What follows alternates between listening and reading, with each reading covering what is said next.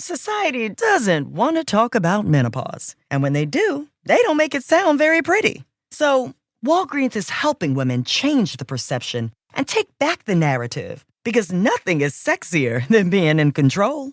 Menopause is confidence. Menopause is power. Menopause is hot. Let's frame menopause together. Watch the Menopause is Hot story at walgreens.com/hot. Building a business may feel like a big jump, but OnDeck Small Business Loans can help keep you afloat. With lines of credit up to $100,000 and term loans up to $250,000, OnDeck lets you choose the loan that's right for your business. As a top-rated online small business lender, OnDeck's team of loan advisors can help you find the right business loan to fit your needs. Visit OnDeck.com for more information. Depending on certain loan attributes, your business loan may be issued by OnDeck or Celtic Bank. OnDeck does not lend in North Dakota. All loans and amounts subject to lender approval. For exclusive podcasts and more, sign up at patreon.com/partnersincrimemedia. This week's Law & Order Marathon winner is Marie Vreeland of Chicago, Illinois. Marie will get a marathon decal showing she watched 26.2 hours of her favorite crime show. To be next week's winner, sign up at lawandorderpodcast.com. I'm Kevin Flynn with Rebecca Lavoie and Ariel Nissenblatt, and these are their stories. You think you know who did it, but you don't know who did it. Law and order, law and order, law and order. It's no ordinary police procedural, baby. It's the FNOG of police procedures, baby. Law and order, law and order, law and order, law and order. These are their stories, these are their stories. Welcome to Season 10 of These Are Their Stories, the podcast about network TV's most enduring crime franchise and the real-life cases that inspired their shows. I'm Kevin Flynn. Each podcast will break down an episode from either Criminal Intent, SVU, or Original Recipe. And today we're looking at SVU, Season 9, Episode 18, Trade. Jenna lied to you. She wasn't pregnant in February when you started paying her off. Jenna didn't get knocked up until late March by your father. Joining me to do just that is true crime author and host of Crime Writers On and Netflix's You Can't Make This Up podcasts. It's Rebecca Lavoie. Hello, Rebecca. Thanks for having me back on the program, Kevin. Well, you've done the previous 9 seasons. I keep auditioning people, and nobody works out. But no one's available as much as I am. No one's available. Well, let's see if we can add to the cast here. Rounding out our panel is our special guest from the Earbuds Podcast Collective. It's Ariel Nissenblatt. Hi, Ariel. Hey, thanks for having me. Pumped to be here. Season 10, let's go. Yeah, so, you are a real trendsetter in the podcast industry. And, you've become friends with Rebecca because she has great hair. And you. Okay, thoughts? I would like to think that anyway. You also have a podcast that you're doing. I saw our old friend Ronald Young Jr. on it. Tell us about that podcast. Yes, I have been making a daily podcast with my friend Ned since December of 2023, every day, Monday through Friday, called Daily Tips That May or May Not Help You, that offers a tip 1 to 2 minutes every day. And that tip, sometimes you're going to be like, I knew that, obviously. And other times you're going to be like, that's cool. That will add to my life. And that's the point. It may or may not help you. So, what tip would you give Ice-T as he wears a banker suit in this police squad? Would you have something for him? Yes. I would probably give him some sort of tip about suit maintenance. Mm-hmm. And that I know a little bit more about because my dad owns a tuxedo shop. Oh, okay. Yes. Another fun fact for you. Why didn't you become a personal stylist like the victim in this episode? I did think that. Yeah. But her fate did not end up super enviable for me. That's true. That's true. So, Ariel, of all the franchises, which 2 cops are your favorite Law & Order detective team? Favorite Law and Order detective team? This is going to be fun because am I allowed to admit that I've never seen an episode until today? No, don't do that because people get really angry. Do they really? They're like, how dare you? It's not the Torah, right? We don't have to really haggle over it, but that's fine. Wait, what people get very angry? Listeners, people the who many One listeners. of our 4 listeners gets super mad. Shut up. I'm sorry, but I actually think it's kind of beautiful that I'm coming in for the first time with this, with a lack of knowledge. I think my naivete might bring some fresh perspective, if you will. Okay. Okay. So I don't know. I've been really into Mariska Hargitay lately because I listened to her on an episode of Fresh Air with Terry Gross, and I thought that was cool, but it wasn't Terry Gross. It was somebody else. Anyway, I think she's great. So her and Chris Maloney, who I know from Wet Hot American Summer. Oh. That's perfect. Yeah, funny reference. You just set us up for a perfect plug here for Mariska's documentary called My Mom Jane, which we watch, and it's fascinating. Oh, amazing. As people likely know, Mariska Hargitay's mother is the late Jane Mansfield. What we kind of didn't know is sort of like how her relationship, how she views Jane Mansfield in her life all these years later. And it has a surprising twist. Yes, she breaks some news. She breaks some news. Well, I mean, I guess it's not news if you've been like reading all the scandalous biographies from decades ago about Jane Mansfield. It's just that all that shit apparently was true. Yeah. Ooh. Yeah, so I would definitely recommend it. Now, this is the part in the previous 9 seasons where I would ask you who your favorite prosecutorial team is, but I guess we could just skip it. All right, let's take a look at the first half of this episode. Special Victims Unit, Season 9, Episode 18, Trade. Firefighters pull the body of a woman from a burning brownstone, and they call in SVU because it appears she'd been raped and bludgeoned with a lamp before the fire was set. You guys are this good. What do you need me for? Other than turn the world on with your smile, how about a pelvic? Done. Fluids present, and there's thick mucus at the cervical os. She have an STD? No, bun in the oven.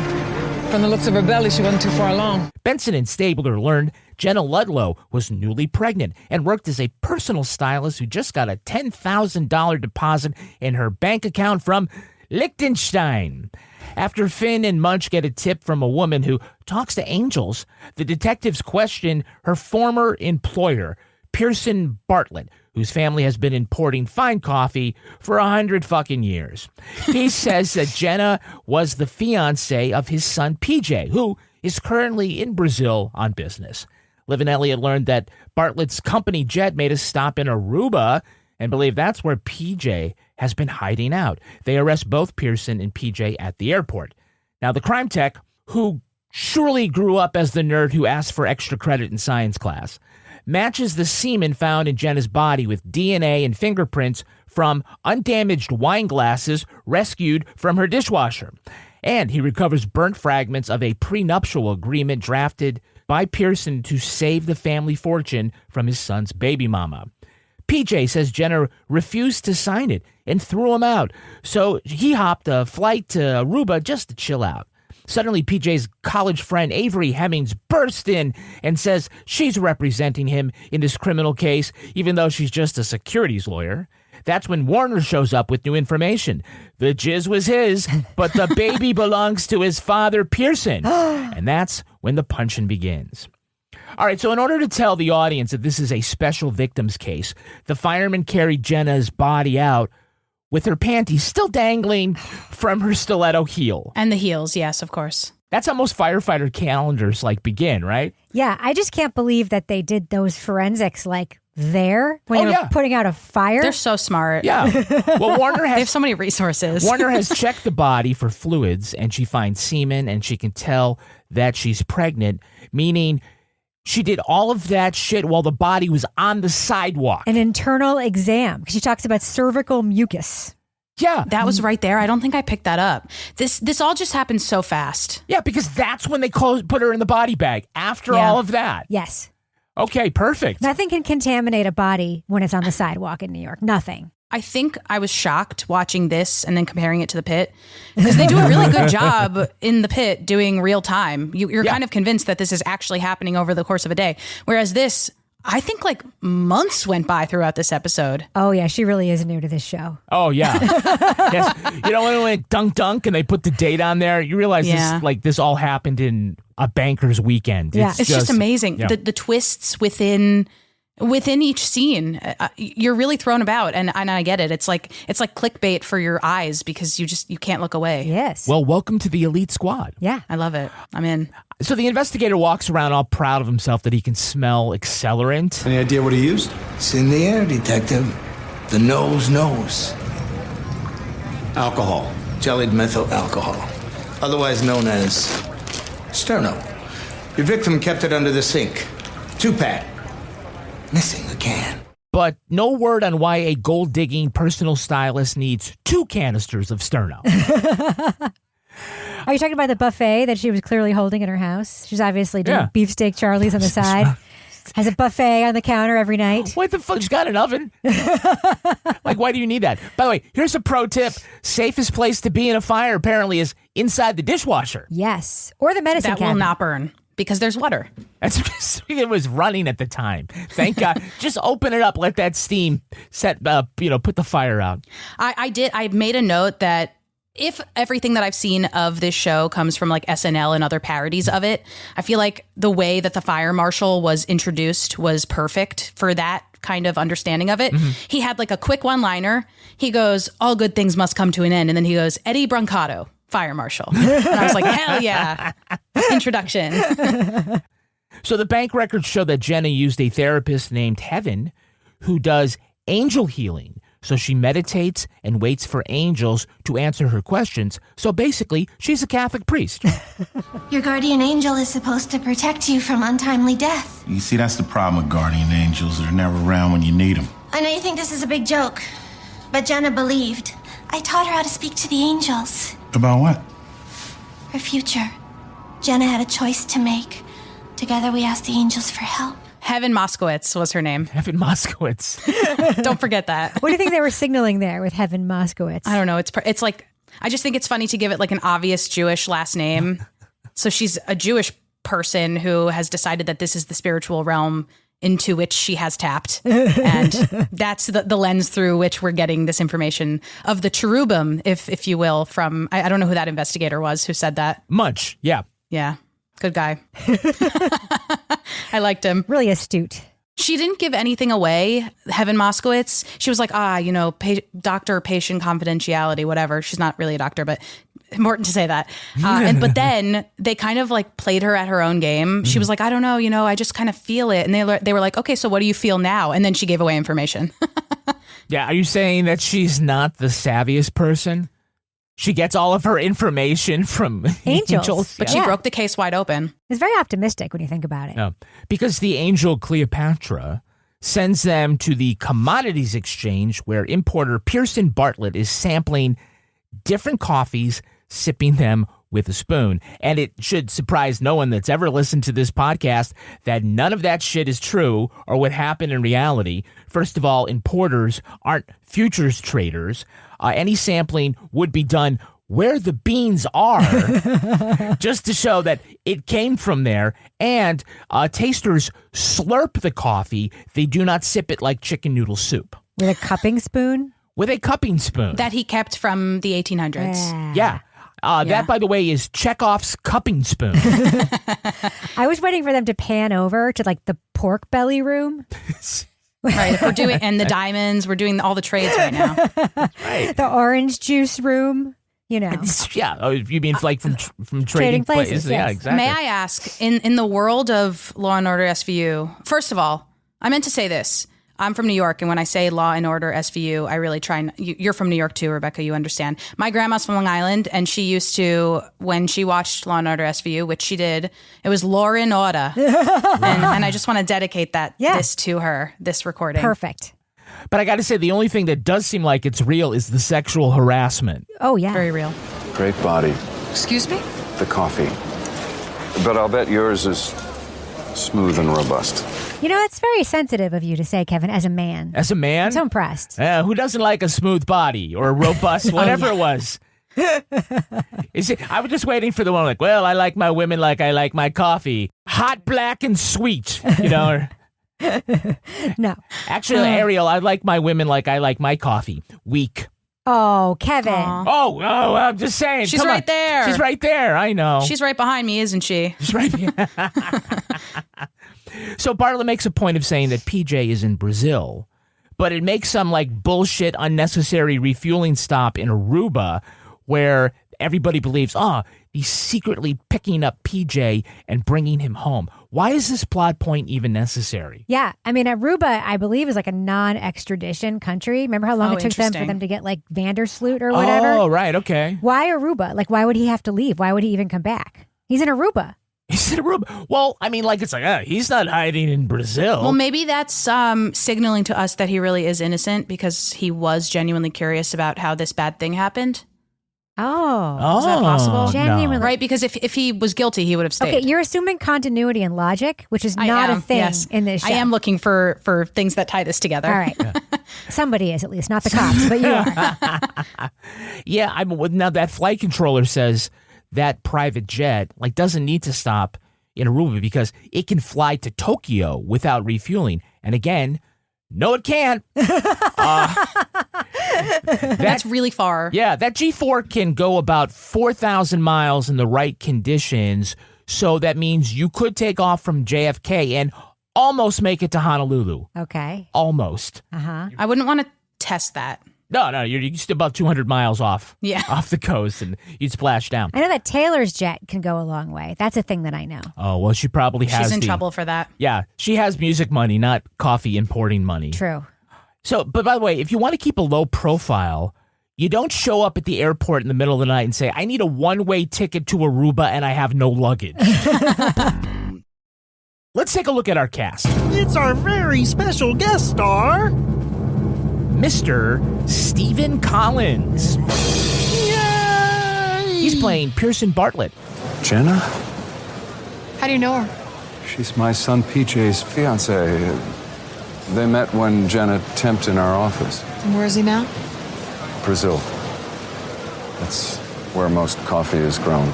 Stephen's breakout role was as Commander Decker on the first Star Trek movie, but he is largely known as Reverend Eric Camden on Seventh Heaven, TV Guide's 11th best TV dad. Oh. You may recall several things about Mr. Collins. One is that he criticized his on-screen daughter, Jessica Biel, for posing topless on the cover of Gear magazine at age 17. He said it was inappropriate. Gross. Who are you to say that, Stephen Collins? Yeah, just wait. Yeah, and yet Collins' career pretty much came to an end in 2014 when he admitted to his wife on audio tape that he molested 3 girls in 1972, 83, and 94. Actually, I think it started where he said he had a dream that he did that, and it finally... It was very much an SVU plot, yeah. this guy's life. Yeah. So he was forced to resign from the board of SAG-AFTRA. Networks pulled reruns of Seventh Heaven, and all of his scenes were cut from Ted 2, which might have been the nicest thing to happen to him. Wow. That guy's a creeper. Yeah, and by the way, where Kevin Spacey is trying to make a comeback, Stephen Collins has done nothing since then. He's not good. I mean, I don't know if that's because he can't be cast or whatever, but it appears to have made zero attempt for a professional comeback. He's living with Matt Lauer in the Hamptons. Or in the fictional version of that in Italy with Steve Carell. Yeah. That's interesting. I was young when I was watching Seventh Heaven, and I would sneak watch it because it had inappropriate themes, and I felt like I didn't want my mom to know that I was watching it. Wait. There was drug use. This was but it was the most vanilla show. I know. If there was drug use, there were consequences. But I was Ariel. 8 or 9. Okay. And I was like, I don't want to have the drug talk with my mom, you know? So if she sees that I'm watching this, then she'll be like, do you know that that's bad? So I didn't want to do that. Yeah. It was Seventh Heaven told you it was bad. Set up like that. It'd be like, oh, no, like Jessica Biel's character would be like, Dad, I saw the wacky tobacco today. And it just, that was as bad as I thought it got. But I knew even then that he was a creep. You got that vibe.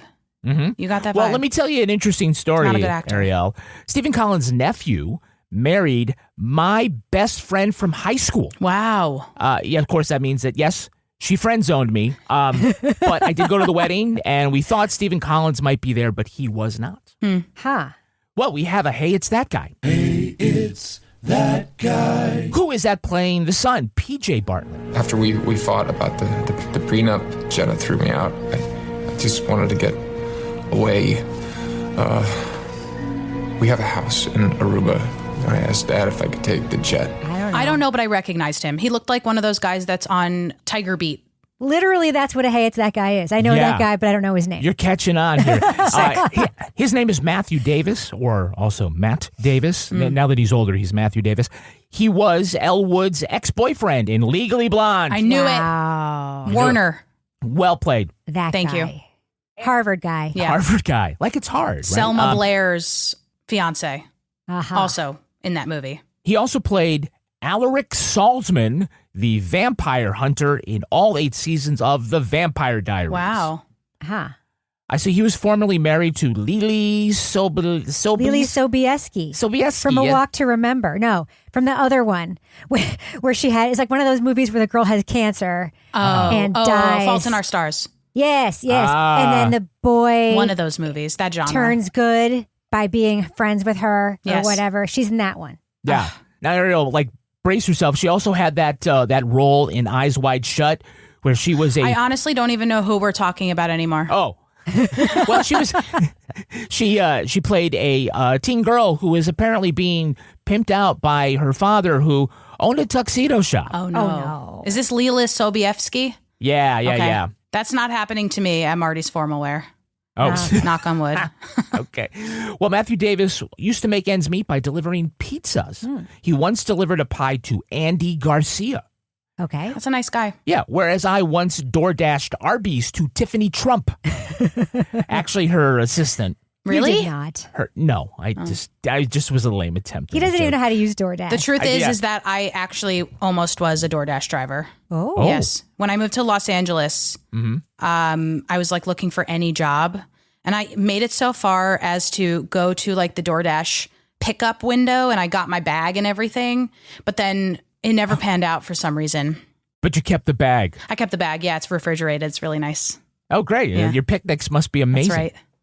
We have a Hey, It's That Girl. We do. Hey, it's that girl. Who's that playing Avery Hemmings, PJ's attorney? Okay. She does look like a discount Selma Blair, but I was going to say Meghan Markle. Yeah. Well, that actress's name is Michelle Borth. After what you did today, I should file a complaint with the ethics committee. You're lucky your cheap stunt didn't kill my client. She would go on to play Lieutenant Catherine Rollins in Hawaii Five-0 and Mary Marvel in Shazam. Okay. She married Marvel, or her name was Mary Marvel? Mary Marvel. Like like one of the Captain Marvel spin-off. Got it. Yeah, they're Avengers. Isn't Shazam that like Mandela Effect movie that everybody thinks that Shaquille O'Neal made in the 80s? Shazam or but there actually was no such a movie? Right, you're thinking of it was Sinbad. Yes. This also reminds me of Osmosis Jones. This is all in the same kind of web. Yeah. So Michelle got her big break in the steamy TV series Tell Me You Love Me, in which her sex scenes with actor Luke Kirby were so explicit, HBO had to convince the New York Times that they were not real. Luke Kirby? Yeah, he played... he was in Sweet Home Alabama, right? I think so. He played Lenny Bruce in The Marvelous Mrs. Maisel. Yeah. Oh, wow. Yeah, you could see ball slapping, I'll just say that, yeah. All right, can you name the actress playing Deborah Jackson, that holdout juror? We lose this place, we got nowhere to go. And Devin can't live in a homeless shelter. No. No, but I thought she was a really good actress. Yeah. Well, she is 3-time Tony nominee Jennifer Simard from Litchfield, New Hampshire. Wow, and she's in Death Becomes Her now. Yes, she just got her 3rd nomination this year for the musical Death Becomes Her, which is an adaptation of that Bruce Willis, Meryl Streep, and I think it was Goldie Hawn. Yes. Right, okay. Jennifer, like I said, is from Litchfield, and she was high school best friends with my college best friend, who also friend-zoned me. We have some repeat offenders. Repeat offender. Back again as attorney Trevor Langdon is Mr. Mariska Hargitay, Peter Herman. Love him. How long have you been in the coffee trading business, Mr. Bartlett? And back again as Judge Tayton is Patricia Kallenberg. Ladies and gentlemen of the jury, you've been deliberating for 9 days. Would further deliberation help you reach a unanimous verdict? You'll remember her as Georgie on Sisters. Right. Oh, I watched that. Nice. Yeah, that was a good show, right? And as the court officer, that's Erica Bradshaw. Hey, Case, tough break. You almost had him. You may remember that she sued the state of New Jersey to make gay marriage legal. Really? Yes. In real life? In real life, yep. Wow. She was one of the plaintiffs in that landmark suit, and then she would go on to get one of them gay divorces. Oh, good for her. Yeah. Otherwise known as a divorce. As a divorce. That's a gay right. Right. It's your right to get married and to not get married.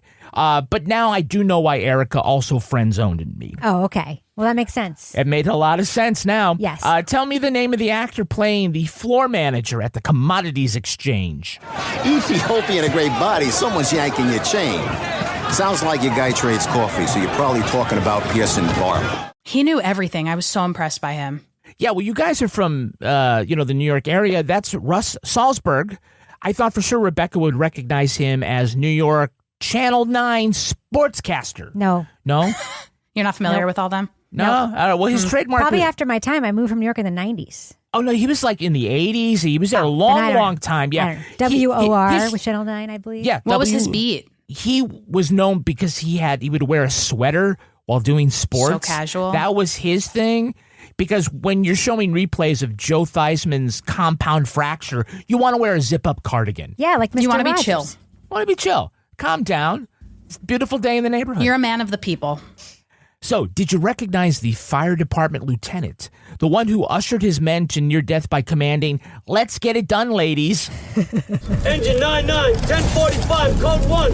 Send a fireman to MPD. That's Bill Walsh. He's a real-life firefighter, captain of Squad 41 in the South Bronx. But he started as a consultant to the TV show Third Watch, but then got small speaking roles in 57 episodes. Amazing. Yeah. As a firefighter, I'm guessing. Yeah, Bill Walsh's character was Bill Walsh. That's the dream. Yeah, I guess maybe he can use the same jacket. I don't know. Something It's the like Tony Danza effect because he couldn't respond to a different name. I would love to appear as Ariel Nissenblatt, just wherever. Ugh, that's the dream. So, lastly, did you recognize the black firefighter?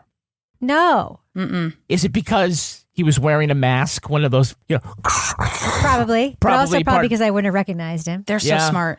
You couldn't see his face. That is real-life firefighter Hisham Tawfiq. Come on, baby. Open up for me. He would leave the FDNY after 20 years and go on to play Demby Zuma, James Spader's right-hand man for 216 episodes of The Blacklist. Good for him. Yes. Good for him. Yeah. Wow. Never saw it. I only know about The Blacklist because every time you meet an actor in New York, they have tried out to be on The Blacklist. Is try out the right word? What do I mean? Yeah, Same with audition. SVU. Yeah. By the way, I say fuck being a waiter. Aspiring actors, join the fire department. That seems to work better. So at first, all we know about Jenna is on her website, and she has this video showing herself as a personal stylist, and they go all over the city to learn more. And then later, they uncover photos of her as a party girl in a bikini, someone pouring tequila directly in her mouth. Girl went wild. Jenna logged a lot of hours at spring break. Apparently she's into girl-on-girl action. Not quite the pedigree for society doctor's wife. Those were on her website. On the same website. Yeah, she posted those. Well, I mean, the cops were like, oh, look what we just uncovered. The tab was called About Me. This shouldn't have taken all day. Click. I mean, they had to download Adobe Flash first, probably to make that, the video run. But you talk about those photos, Ariel, and one of the photos is captioned, "Yes, I swallow." The S is capitalized, not necessary, Jenna. I don't think Jenna made that. I think it was a production designer on SVU. You think she paid for this website to be made in HTML? Squarespace. So, question. She's great at Dreamweaver. Yeah. She did that video where she was like, you can buy this $4 suit and I can make it look good. Yeah. Was I the only one who was like, no, you can't. No, you can't. Like the menswear guy on Twitter is rolling over in his grave that doesn't exist yet because you cannot make that $4 suit look good. You can't. You can't. Did she say it was $4? No. Oh, wait. She said it was cheap. But she knows how to tie a tie like she's... I don't think that's what she was advertising. No? Oh. You think it was a cover Dun, for dun, her dun. About Wow. page. Got it. Oh, wow. This is what gets people kicked off of Face Union. So I said Casey Novak did have a good line. I think that PJ's soft. We grill him, he'll give it up. You think? Because I think once you mention murder, Richie Rich and Daddy Starbucks out there are going to lawyer up. Daddy Starbucks. Starbucks, yes. Caught that. Yeah, I was like, no, it's war. But wait a second. Oh, it works on two levels. I see what she did there. So smart, actually. So even though we see them arrest Pierson and PJ on the tarmac in the daylight, it's now suddenly 2 a.m, and Cragen has to wake everybody up because they've got to find a way to connect these two guys to a murder. Why now? Because Because they were so good at hiding their private jets and they wouldn't be able to track them down if they made a break at 8 a.m.? So again, wake everybody at 2 a.m. O'Halloran, though, probably has been up all this time in the crime lab because he's been taking random bits of burnt paper and running him through some of this very high-tech process to see what is under the char instead of dusting the lamp for fingerprints. Ah, yes. It's the murder weapon. Yes. That's a good catch, Kevin. That's a good plot hole. I mean, this is so rare to have a plot hole in the show. Yeah. By now, it's probably like 3 a.m, and that's when Avery Hemmings burst into the interrogation room, dressed like she's going to night court. Don't say another word, PJ. Avery Hemmings, how dare you interrogate my client without counsel present? Your client didn't ask for counsel. You okay? What'd you tell them? No, the truth. I didn't do it. Avery's the most Karen lawyer ever to be on the show. Really? Yeah, I'm going to call the ethics committee. You can't do that. I'm going to get you disbarred. I'm going to get you job. Just like, bitch, have a slurp of expensive coffee and shut the fuck up. Kevin, you've been holding that line for a long time. No, not a long time. She really annoyed me. I don't know. She was really annoying. Yeah. So also at 3 a.m, Warner comes to the station. Like, couldn't send an email. Couldn't leave a voice message. Nope. She got dressed, hailed a cab, all in the hope that somebody would be in the squad room at 3 a.m. Imagine her surprise and glee when everybody was there just to announce and said, I was wrong. It's actually Pierson's baby. Junior's DNA matches the semen in Jenna and her fetus. No, it doesn't. PJ's DNA only matches the semen. I jumped the gun. Who's the baby's father? All this going on at 3 a.m. All the rapists are like, can we please get some sleep in these cells? Society doesn't want to talk about menopause. And when they do, they don't make it sound very pretty. So Walgreens is helping women change the perception and take back the narrative. Because nothing is sexier than being in control. Menopause is confidence. Menopause is power. Menopause is hot. Let's frame menopause together. Watch the Menopause is Hot story at walgreens.com/hot. Building a business may feel like a big jump, but OnDeck Small Business Loans can help keep you afloat. With lines of credit up to $100,000 and term loans up to $250,000, OnDeck lets you choose the loan that's right for your business. As a top-rated online small business lender, OnDeck's team of loan advisors can help you find the right business loan to fit your needs. Visit OnDeck.com for more information. Depending on certain loan attributes, your business loan may be issued by OnDeck or Celtic Bank. OnDeck does not lend in North Dakota. All loans and amounts subject to lender approval. Hi, we're Mochi Health, your long-term weight loss solution. We'll connect you with a board-certified provider to discuss your unique goals. Eligible patients can access custom-formulated GLP-1 medications at an affordable, fixed price, delivered to their door monthly. Take our free eligibility quiz at joinmochi.com and use code AUDIO40 at checkout for $40 off your first month of membership. That's joinmochi.com. Results may vary. Eligible GLP-1 patients typically lose 1 to 2 pounds per week in their first 6 months with Mochi when combined with a healthy lifestyle. All right, now let's take a look at the second half of this episode. Once father and son make up after punching each other bloody, Novak tells Benson that they have to tie Pierson to Jenna's murder. Are we looking at the wrong Bartlett? Well, marrying PJ would make Jenna very rich. But a paternity suit against Pierson Sr. is like hitting the mega millions. Look at him. He pushes his kid through a pane of glass and they're still thick as thieves. Crime scene daddy recovers from the fire a printout of an email about an imminent secret purchase of the world's greatest coffee plantation in El Salvador. It seems Jenna was going to blackmail the Bartletts by telling the competition. Casey charges them both with a conspiracy to commit murder.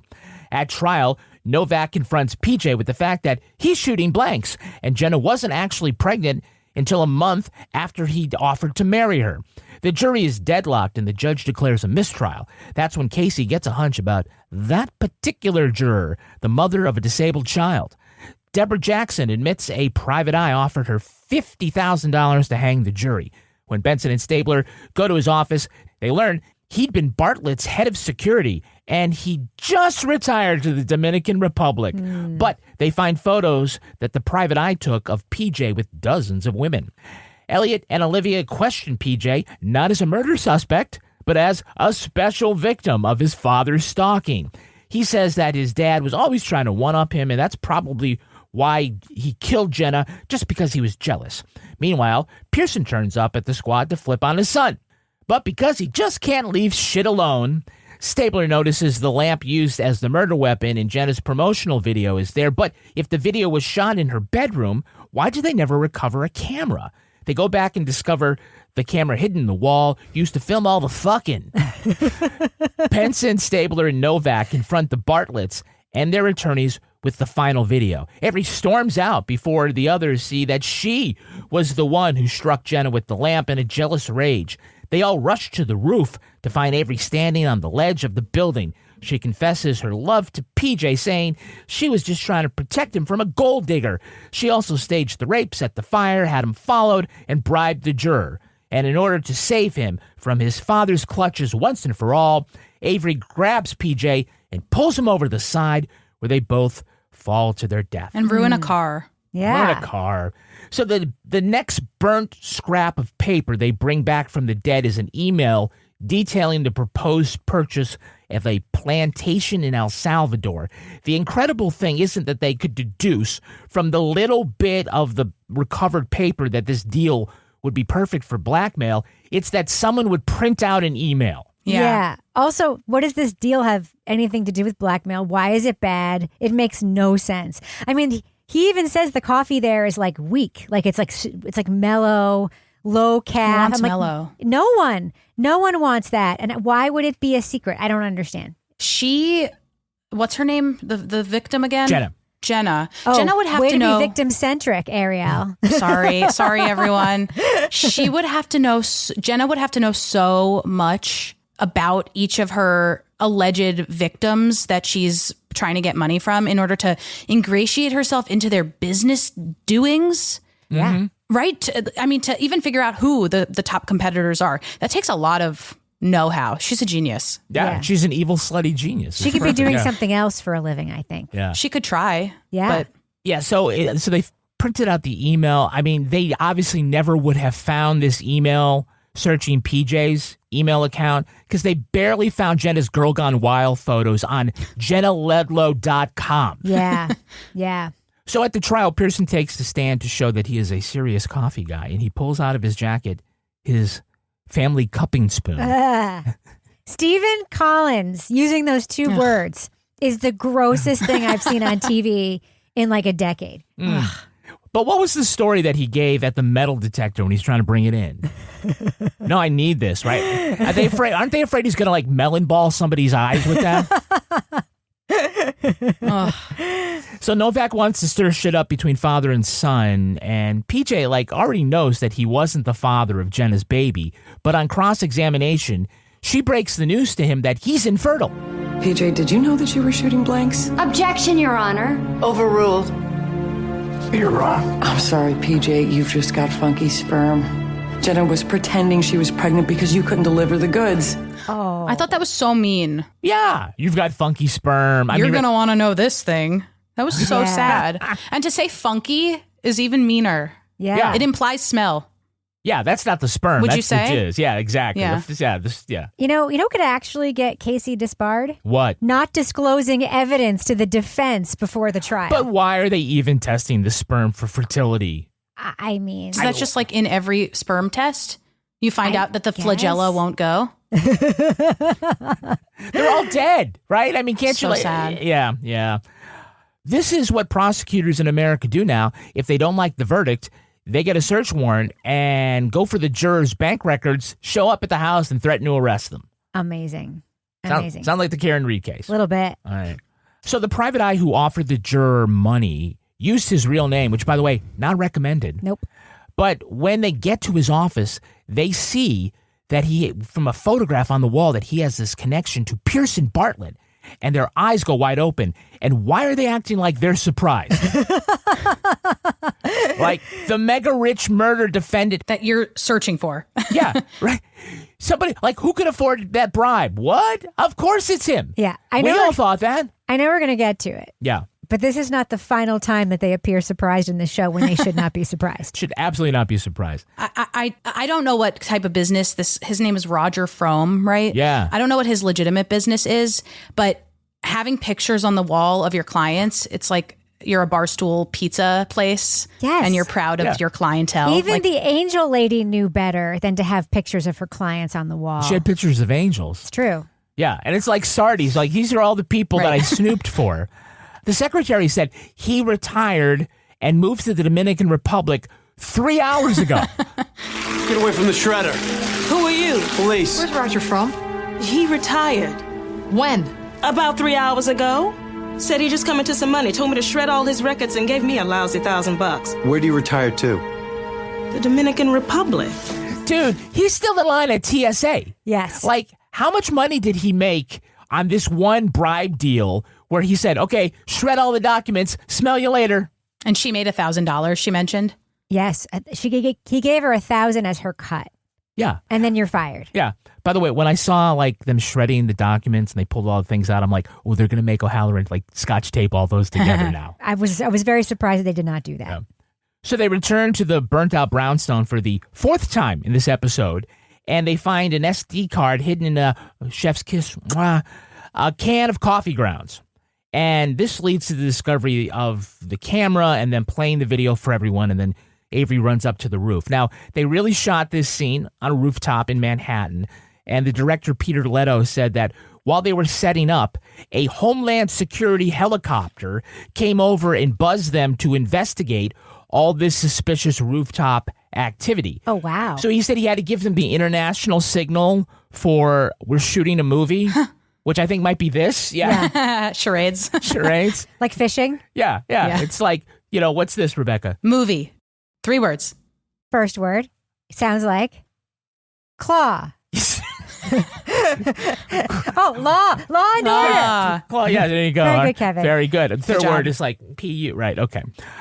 So Avery confesses everything, and she says to PJ, You almost got me sent to prison. And my father. That's why I bribed the juror. I never would have let you get convicted. I would never do anything to hurt you. and literally 54 seconds later, she pulls him over the side of the building to his death. Yes. Ouch. Did they not watch this video before showing it to these two suspects? Of course they did. They knew that Avery killed her, and then why had they had the two guys there and not her? Because they want everybody. They love the dramatic. Dear God. They love the drama. They seemed surprised to me in a way that they should not have been. Like, as soon as the fucking stopped, it was like, okay, we're good. Hit stop. I don't need to see anymore. I don't see. So do you think the camera was just always running? Seems like it was. Motion activated? That's a lot of storage for 2008. Yeah, but where was the microphone? Good question. I don't know. They didn't imply that there was sound per se. Well, you could hear all the, the argument. Oh, yeah, you're right. You bitch. Yes, blah, there was blah, a lot blah. of you bitch. He's mine. As there is, often. Yeah. By the way, just when you think you got a great parking space in front of the police station. Yeah. So sad. Smash. I mean, from all these procedurals, you should know never to park your car next to a building in New York City. Everybody always lands on a car. You notice that? You're like, this is great. I don't have to go to the garage. No one lands on the sidewalk. I wonder why this space is open. Society doesn't want to talk about menopause. And when they do, they don't make it sound very pretty. So Walgreens is helping women change the perception and take back the narrative, because nothing is sexier than being in control. Menopause is confidence. Menopause is power. Menopause is hot. Let's frame menopause together. Watch the Menopause is Hot story at walgreens.com/hot. Building a business may feel like a big jump, but OnDeck Small Business Loans can help keep you afloat. With lines of credit up to $100,000 and term loans up to $250,000, OnDeck lets you choose the loan that's right for your business. As a top-rated online small business lender, OnDeck's team of loan advisors can help you find the right business loan to fit your needs. Visit OnDeck.com for more information. Depending on certain loan attributes, your business loan may be issued by OnDeck or Celtic Bank. OnDeck does not lend in North Dakota. All loans and amounts subject to lender approval. Hi, we're Mochi Health, your long-term weight loss solution. We'll connect you with a board-certified provider to discuss your unique goals. Eligible patients can access custom-formulated GLP-1 medications at an affordable, fixed price, delivered to their door monthly. Take our free eligibility quiz at joinmochi.com and use code AUDIO40 at checkout for $40 off your first month of membership. That's joinmochi.com. Results may vary. Eligible GLP-1 patients typically lose 1 to 2 pounds per week in their first 6 months with Mochi when combined with a healthy lifestyle. All right, let's take a look at the real-life story that inspired this episode. It's time for Rip from the Headlines. You think you know who did it. You think you know who did it. But you don't know who did it. You don't know who did it. Rip from the Headlines. While the plot of this episode appears to be largely fictional, the inspiration for the victim of the crime may be Kitty Pappas. Newly immigrated from Egypt in 1941, Pappas was the wife of a well-heeled coffee importer. Her husband found her strangled body in their home, as well as 2 cups of coffee and a bottle of aspirin. Coppers connected the murder to a string of crimes involving a hitchhiker they dubbed the Aspirin Bandit. When motorists gave him a lift, he'd spin a sob story about needing money. The Good Samaritans would offer cash, but he insisted on getting their home addresses to repay. Later, the hitchhiker would turn up at their homes when the wife was alone. The suspect would ask for an aspirin and once inside would rob and rape her. Police matched fingerprints from the rapes and Pappas' murder to George Joseph Sivek. New York detectives found a bloke at a dodgy hotel using one of Sivek's aliases. The suspect said he met Kitty Pappas on a bus and gave her a hard luck story. He said things got nasty when she caught him nicking a diamond ring. George Joseph Sivek, the Aspirin Bandit, died in the electric chair in February 1942.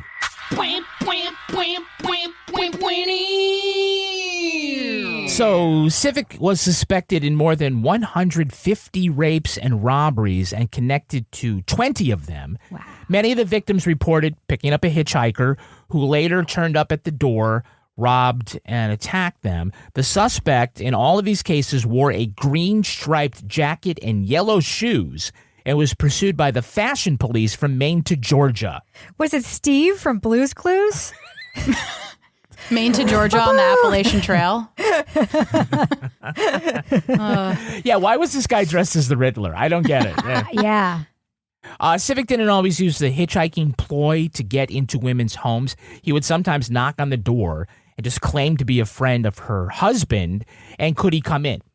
And one woman contacted the police because she knew Sivek was lying because her husband had no friends. Knew it. Male loneliness epidemic extends to the 40s. Yeah, but actually it was because her husband was dead.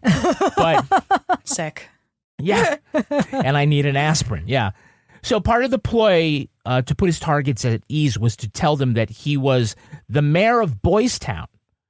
Do you know what Boys Town is? Have you ever heard of Boys Town? Oh, that's that place they sent boys to, like, the camp thing, right? Yeah, it's a famous community in Nebraska for orphans that was run by Father Edward Flanagan. It had several hundred kids of all ages, a lot of teens, all ages, all races. They literally let the boys run for office like mayor and commissioner and run Boys Town themselves. That sounds fun. Spencer Tracy won an Oscar playing Father Flanagan in the movie, a Catholic priest in a secluded community with a couple hundred down on their luck. What could go wrong? Have you read Lord of the Flies? Yeah. Have you ever heard what happened in a church? Yeah. Sivek told people that he was the mayor of Boys Town and he would impress them by pulling out postcards that he had written to Father Flanagan. But back at Boys Town, they had a whole stack of these postcards they got with his fingerprints on them. And they knew to set them aside because in all of these postcards, he misspelled Flanagan's name. Uh-huh. Wait, why would he have postcards that he sent Flanagan when he sent those postcards? This makes no sense. Well, he would have one written and a stamp on, and he's like, I'm going to go send this one. Like, he only needed one. Why did he follow through? Well, is he method actor here? I'm going to send this. And maybe Father Flanagan will say, yes, come with your green and yellow That's shoes. A very dumb ploy. That's like me saying, look at this issue of People magazine that I'm going to ask Jennifer Aniston to sign. It proves that we're the intent. Friends. Yeah. So when he was about to be sent to the electric chair, the New York Daily News talked to his mother. Her feelings about him seemed to shift the longer she spoke. She said, this is terrible, terrible. He's my boy, and I don't want him to die in the electric chair. But I don't feel too much sympathy for him. He's always been bad. To me, he's always been a headache. He always wanted to steal money and not work for it. And aspirin. I guess he's no good. Oh, my God. Mom. No wonder you didn't get a Mother's Day gift. Yeah, he would have been better off going to Boys Town, I think. Yeah. Well, that's going to do it for us. We want to thank our guest, Ariel Nissenblatt. Ariel, where can our listeners follow you online?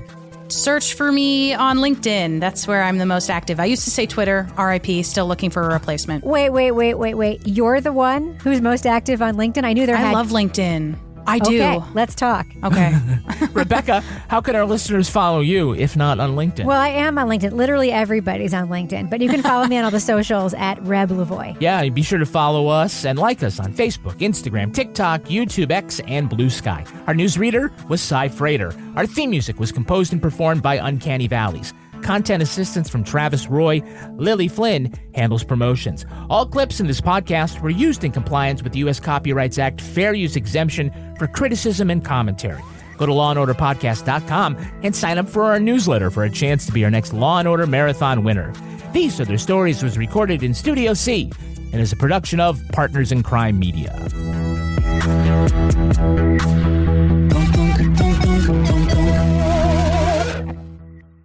Partners in Crime Media. Society doesn't want to talk about menopause. And when they do, they don't make it sound very pretty. So Walgreens is helping women change the perception and take back the narrative, because nothing is sexier than being in control. Menopause is confidence. Menopause is power. Menopause is hot. Let's frame menopause together. Watch the Menopause is Hot story at walgreens.com/hot. DSW's semi-annual sale is back. Take 40% off all clearance shoes in stores for a limited time. Literally every single clearance item at your DSW store is on sale right now. Sneakers, sandals, any style. If they're on the clearance racks, they're 40% off. So what are you waiting for? Don't sleep on these savings. Get to DSW ASAP. It's all or nothing, people. Shop the DSW semi-annual sale today.